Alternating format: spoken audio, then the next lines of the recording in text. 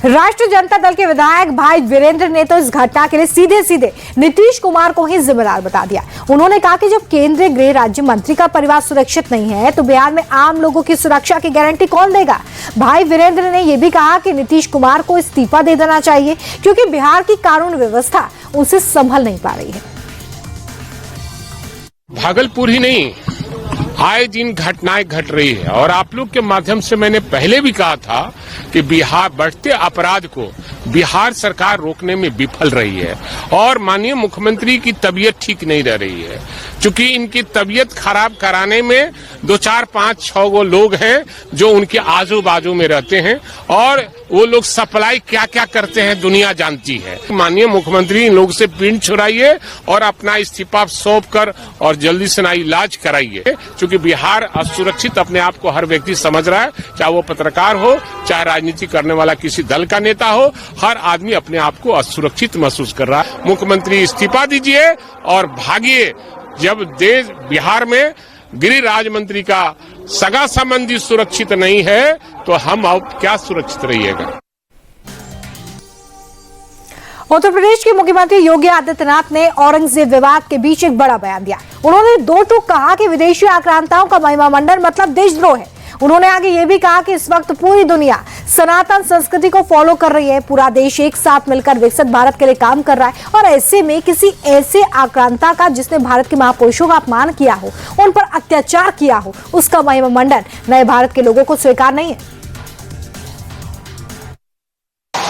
जब भारत की सनातन संस्कृति और भारत की परंपरा का गुणगान दुनिया कर रही है तब भारत के महापुरुषों के प्रति श्रद्धा और सम्मान का भाव हर नागरिक का दायित्व होना चाहिए और इन स्थितियों में किसी भी आक्रांता को महिमा मंडन नहीं करना चाहिए।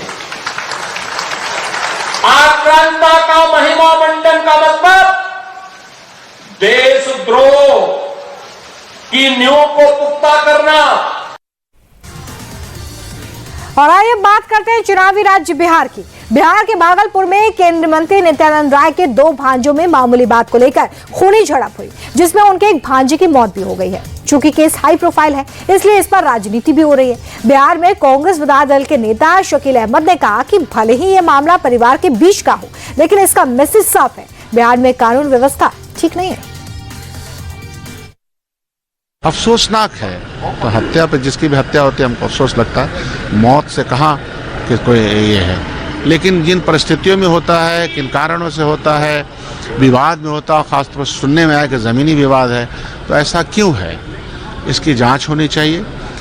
हुआ ये है कि ये तो एक घटना है, लेकिन कई घटनाएं लगातार बिहार में ऐसी हो रही है कि जिसको संभाला जा सकता था।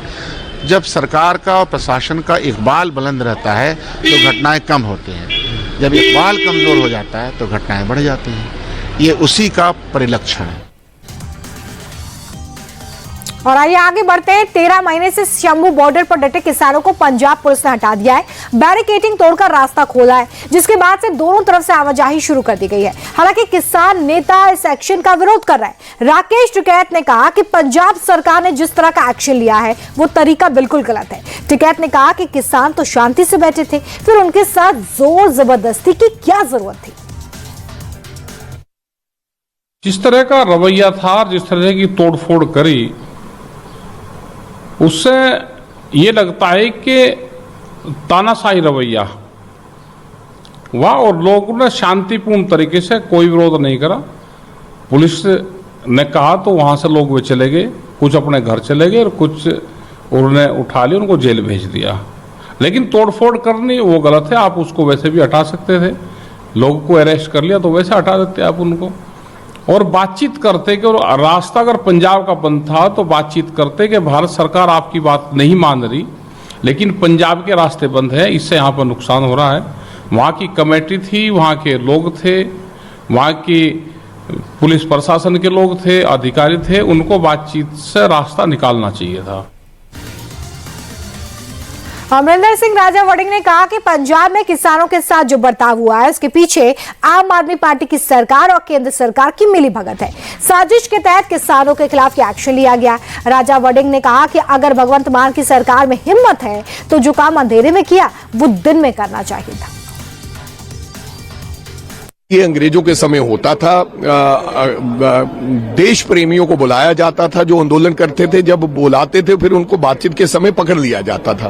तो ये दरअसल उसी प्रकार का एक एक्शन है। मीटिंग के लिए बुलाया और आपने पकड़ लिए, फिर रात को 11-12 बजे आपने ऑपरेशन चलाया, फिर दिन दिहाड़े करो ना। जो काम करना आप दिन में क्यों नहीं करते, रात के धोखे में क्यों करते हो?